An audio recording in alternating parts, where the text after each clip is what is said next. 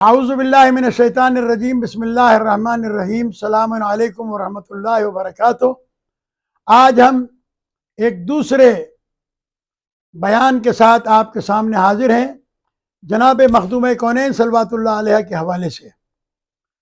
میں نے گزشتہ عرض کیا تھا کہ اللہ تبارک و تعالیٰ نے قرآن مجید میں جو آیت نازل کی، لقد کان لکم فی رسول اللہ اسوۃ حسنہ، میرے رسول کی ذات میں تمہارے لیے نمونہ عمل ہے اور بہترین نمونہ ہے میرے پیغمبر کی سیرت۔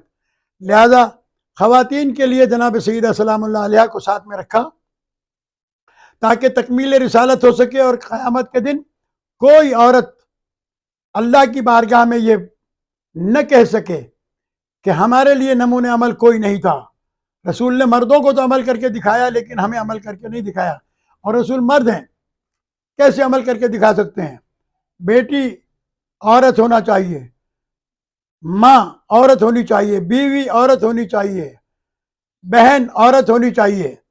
لہذا اللہ نے سیدہ کونین صلوات اللہ علیہ عطا کی، اسی لیے ان کو شریک کار رسالت کہا جاتا ہے، اور اسی وجہ سے یہی سبب تھا کہ حدیثوں میں آیا ہے کہ کلما جاءت فاطمہ فقام لها رسول اللہ یا فقام الیہا رسول اللہ وَرَحَّبَهَا وَقَبَّلَهَا وَأَجْلَسَهَا فِي مَجْلِسِهِ، جب بھی سیدہ کونین صلوات اللہ علیہ تشریف لاتی تھی، رسول تعظیم کے لیے کھڑے ہو جاتے تھے، آگے بڑھتے تھے، ہاتھ چومتے تھے، پیشانی چومتے تھے، اور اپنی مسند پر بٹھاتے تھے۔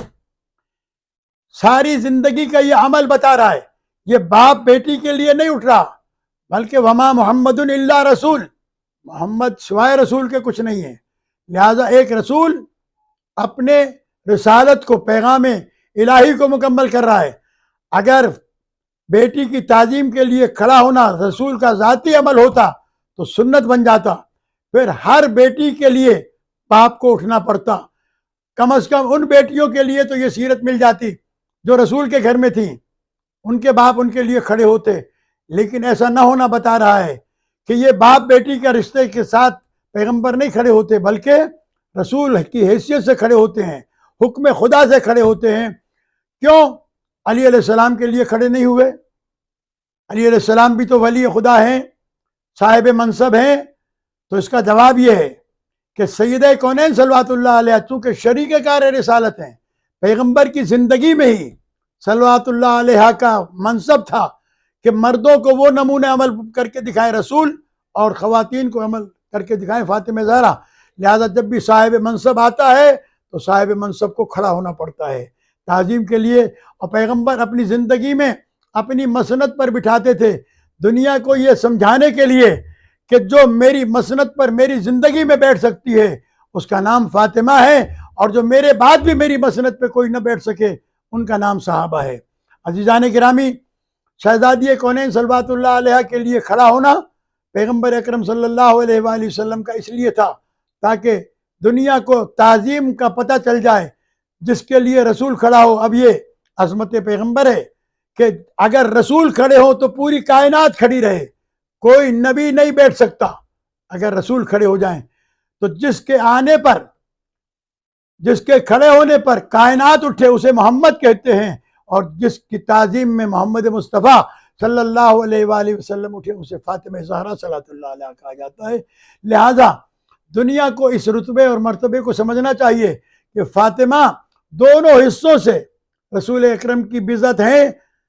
ایک بضعت کے معنی بدن کے اعتبار سے بھی تعظیم کے لائق ہیں، اور ایک بضعت کے معنی رسالت کے کام میں بھی شریک ہیں۔ فاطمہ رسالت کا حصہ ہے، فاطمہ زہرا سلام اللہ علیہ۔ دنیا اس مرتبے کو سمجھنے کی کوشش کرے۔ البتہ ایک بات میں آخر میں عرض کرتا چلوں کہ شہزادی کونین کے حوالے سے جتنی حدیثیں بھی پیغمبر اکرم صلی اللہ علیہ وآلہ وسلم نے ارشاد فرمائی، اس سلسلے میں مسلمانوں کے بعض متعصب مؤرخین نے ایسے واقعات کو گھڑ کے لکھا کہ پیغمبر نے کہا فاطمہ تو بضعۃ منی، اس کے شروع میں لکھ دیا کہ وہ فاطمہ سلام اللہ علیہ ومن اسرھا فقد اسرنی ومن ابغضھا فقد ابغضنی ومن اغضبھا فقد اغضبنی۔ اس طریقے کے بہت سارے لوگ ومن عصاها فقد عصانی، یہ لفظ استعمال کیے گئے تو کہا کہ مولا کائنات اور جناب سیدہ سلام اللہ علیہ کے درمیان جھگڑا ہوا، اور اس جھگڑے کا علم جب رسول خدا کو ہوا تو فاطمہ زہرا سلام اللہ علیہ کی عظمت کو بیان کیا۔ یہ 100% جھوٹ ہے، 100% لغو ہے، اور یہ تعصب اور آل محمد سے بغض اور عداوت کی وجہ سے ہے۔ اگر آل محمد سے بغض نہ ہوتا تو اس عظمت کو پہچانتے کہ فاطمہ زہرا سلام اللہ علیہ کی تعظیم اگر رسول کھڑے ہوتے ہیں تو امت کو اس سے زیادہ کھڑا ہونا چاہیے۔